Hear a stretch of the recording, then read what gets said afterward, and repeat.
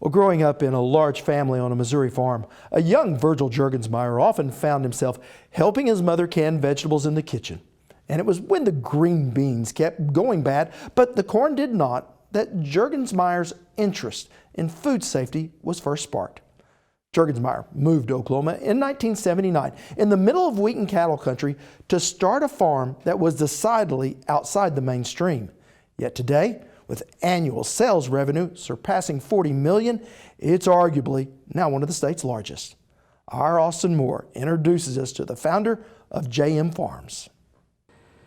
Virgil Jurgensmeyer has a theory as to why he is the recipient of the governor's 2017 Outstanding Achievement in Agriculture Award. They made a mistake. I fooled them. I'm just a farm boy, country boy. A humble farm boy who created one of Oklahoma's most unique agricultural enterprises. Based in Miami, Oklahoma, JM Farms today employs more than 500 employees, producing more than 27 million pounds of white button, cremini, and portobello mushrooms yearly, and generating annual sales in excess of $40 million, all with a breakneck production schedule. So every day I plant a new crop. Every day I take an old one out. Mushrooms grow 24 hours a day, and they've got to be harvested or watered, or something has to be done every day. Today, JM is a well-oiled machine with seasoned employees in charge of every step. But in 1979, when Virgil, his brother Joe, and Darrell McLean founded then J&M Farms, they were truly starting from scratch. You came here with no experienced people at all here, and that made it kind of tough. Jurgensmeyer also says there was an underdeveloped appreciation for mushrooms in this market. Every store opening, my wife and I would go. If Albertsons had a new store to open, we were there for the first couple of days, sauteing mushrooms and frying mushrooms. And that mother'd come through and she was tasting them. I'd hand one to the little kid and she'd tell the little kid, "Oh, you won't like that." Yeah. And 20 minutes later, here comes that little kid sneaking up the aisle again. He wants another one. But it took all of that to develop in a new market, because mushrooms, people didn't know about mushrooms. It's just like that lady telling that little kid, you won't like that. And they did like it. They hadn't had a chance to experience it before.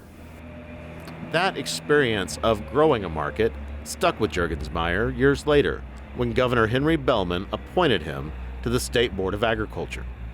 I felt that the farmers in Oklahoma did not have the opportunity to develop their own product, because that's a challenge. It takes a lot of equipment sometimes to do it, and to come on with a food product. This passion led the board to create the Robert M. Kerr Food and Agricultural Products Center at Oklahoma State University, though it wasn't always destined to be there. We were going to build it first at the Department of Ag building there in Oklahoma City. And we got to tossing that around, and I said, we're going to need the expertise from a lot of people to have that available. If that farmer or person comes in with a product at OSU, I said, we got a department there that's got in all areas. We got experts, doctors in those different areas, and we need to be able to draw on all of those. So I feel partial to the Food and Agriculture Products Center, because it's been a baby that I've worked with from the beginning. Back in Miami, it is clear that Jurgensmeyer is a great cultivator of mushrooms, but more importantly, he is a cultivator of great people. We're all human. We're all going to make mistakes. All I'll ask of you is we learn from those mistakes. And nobody gets criticized because they made a mistake and because it cost us. we learned from it. And once you got that through, people don't hide them that way.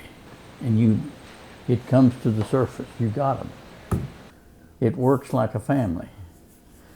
And there's too much of that missing today in our society. We're not acting like friends. We're not acting like family.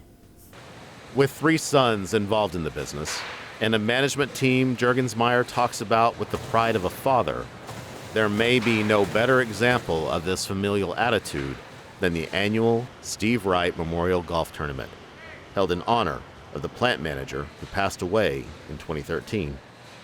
And lost him to a tumor. And the money from those, what we earned from that, goes to a school, to our school here in Miami, Oklahoma, to a certain class, or to